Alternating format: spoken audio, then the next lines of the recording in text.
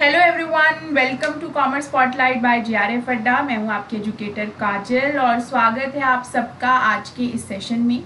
आज का जो हमारा सेशन है वो आज हम बात कर रहे हैं नेक्स्ट यूनिट के बारे में। ठीक है, अभी तक हमने 3 यूनिट के सिलेबस डिस्कस कर लिए हैं, साथ में ये भी देखा है कि किस तरीके से इन पर्टिकुलर यूनिट से 2018 में सवाल पूछे गए थे और किस तरीके से आप एक्सपेक्ट करके चल सकते हो कि अब यानी 2025 में सवाल पूछे जाएंगे। ठीक है, चलिए तो अगर हम देखें मनी एंड बैंकिंग है हमारी next unit, that is unit number 4।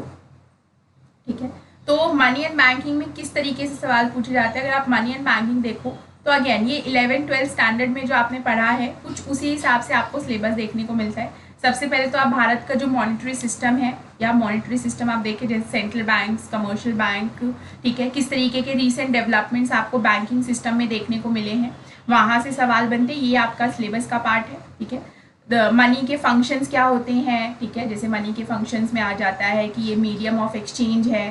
ठीक है, साथ में ये डेफर्ड पेमेंट्स के लिए इस्तेमाल होता है, स्टोर ऑफ वैल्यू है, ये सारे फंक्शंस बेसिकली। टाइप, ठीक है, अलग अलग टाइप की मनी जो होती है आपकी, ठीक है, कार्ड मनी, ठीक है, डिजिटल मनी, तो ये सब मनी में आ जाता है आपका। बैंक की पूरी हिस्ट्री, ठीक है, पूरी हिस्ट्री कि पहले आपके 3 बैंक्स थे, फिर वो मिलकर कैसे इंपीरियल बैंक ऑफ इंडिया बने, फिर इंपीरियल कैसे आपका एसबीआई बना, ऐसे ही कैसे आपका आरबीआई इवोल्यूशन हुआ। इस तरीके से पूरी बैंकिंग की हम हिस्ट्री भी पढ़ते हैं। साथ में आरबीआई का क्या रोल है, उसके क्या फंक्शंस हैं। ठीक है, आरबीआई कैसे क्रेडिट को कंट्रोल करता है। ठीक है, जैसे मॉनेटरी पॉलिसी का इस्तेमाल करके आरबीआई कैसे क्रेडिट को मार्केट में कंट्रोल करता है, इकोनॉमी में कंट्रोल करता है जब इन्फ्लेशन या डिफ्लेशन का सिचुएशन आता है तब। ठीक है, तो बेसिकली इसमें मनी सप्लाई जैसे कंट्रोल करने के टूल्स होते हैं वो हम यहाँ पर पढ़ते हैं। जैसे आपके क्वालिटेटिव एंड क्वांटिटेटिव टूल्स होते हैं, तो इन टूल्स के बारे में हम यहाँ पर पढ़ेंगे। साथ में आपके बैंकिंग सेक्टर में क्या क्या अलग रिफॉर्म्स हुए हैं, अलग अलग कमिटी के द्वारा जो रिकमेंडेशन दिए गए, उनके थ्रू जो रिफॉर्म्स किए गए उनके बारे में यहाँ पर आपको पढ़ना है। ई बैंकिंग के बारे में पढ़ना है, डिजिटल पेमेंट्स के बारे में पढ़ना है, एनपीए यानी कि आपका जो नॉन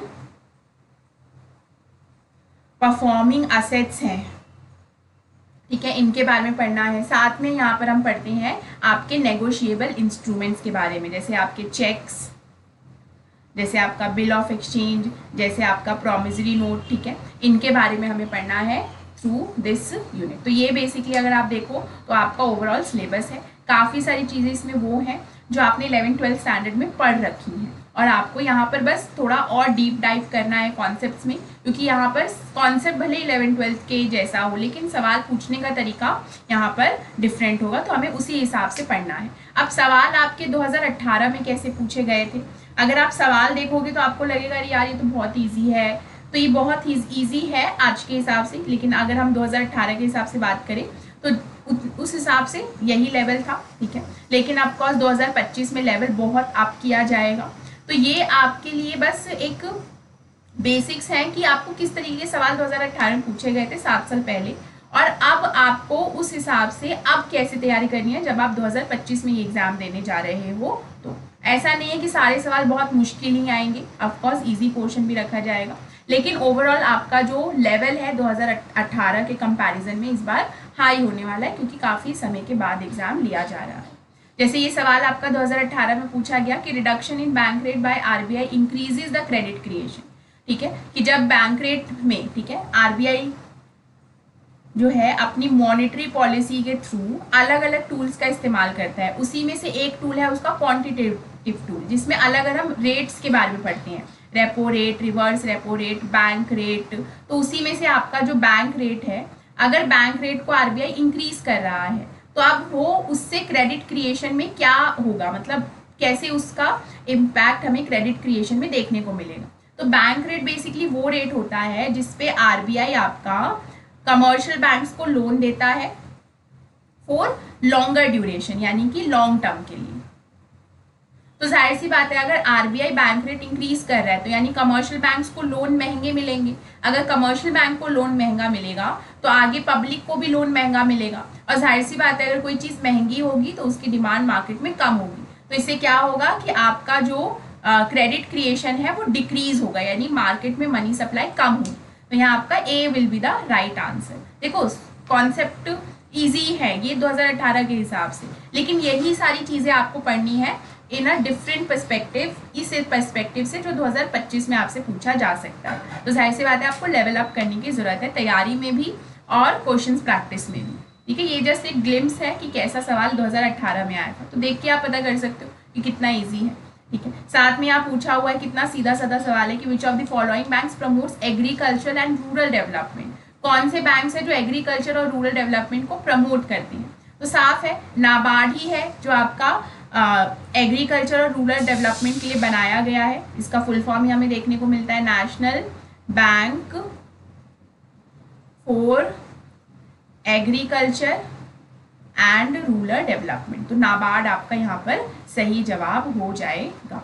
ठीक है, जैसे ये एक क्वेश्चन है कि इसमें से बताइए कौन सा क्रेडिट कंट्रोल का फंक्शन नहीं है। इनमें से अलग अलग टूल्स जो आपके इस्तेमाल किए जाते हैं to control credit in economy, उसमें कौन सा ये टूल नहीं है। ठीक है, तो बस बैंक रेट है, OMO है, CDR है, तो CFR आपका यहाँ पर सही आंसर हो जाएगा। तो ये सारे सवाल आपके पूछे गए थे 2018 में। आप समझ सकते हो कि बेसिक्स ही पूछे गए थे बेसिकली, तो अब 2025 में आपको लेवल अप करने की ज़रूरत है। ठीक है, इसलिए JRF अड्डा आपके लिए लेकर आ रहा है एक फुल्ली फोकस्ड बैच जिसमें आप ये लेवल अप वाली तैयारी कर सकते हो। पूरा फाउंडेशन बैच है, बेसिक से सब कुछ कराया जाएगा। और आपका जो पेपर 1 है दैट इज़ फ्री, उसके लिए प्रॉपर कॉमर्स का बैच लॉन्च हो गया है। मंडे से क्लासेस शुरू हो जाएंगी आपकी, मंडे यानी कि 25 अगस्त। ठीक है, और ये बैच आपके लिए आयुषी मैम और मैं केटर कर रहे हैं। इसमें लाइव और रिकॉर्डेड दोनों तरीके के सेशन आपको मिल जाएंगे, साथ में डाउट क्लियरिंग सेशन आपको दिए जाएंगे जहां आप अपने डाउट्स पूछ सकते हैं। ठीक है, तो ज़रूर अगर अभी तक आपने एनरोल नहीं कराया है खुद को तो go call on support number and enroll yourself in this batch और कीजिए आप लेवल अप करने की तैयारी। ठीक है, चलिए बाकी अगर कोई भी डाउट है अबाउट दिस एग्ज़ाम, ठीक है, तो आप कमेंट बॉक्स में पूछ सकते हैं, ज़रूर आपके डाउट को केटर किया जाए। चलिए तो मिलते हैं नेक्स्ट सेशन में जहां हम डिस्कस करेंगे नेक्स्ट यूनिट का सिलेबस और देखेंगे 2018 में उस यूनिट से कैसे सवाल पूछे गए थे। तब तक के लिए thank you very much and बने रहिए चैनल के साथ for further updates. Bye bye.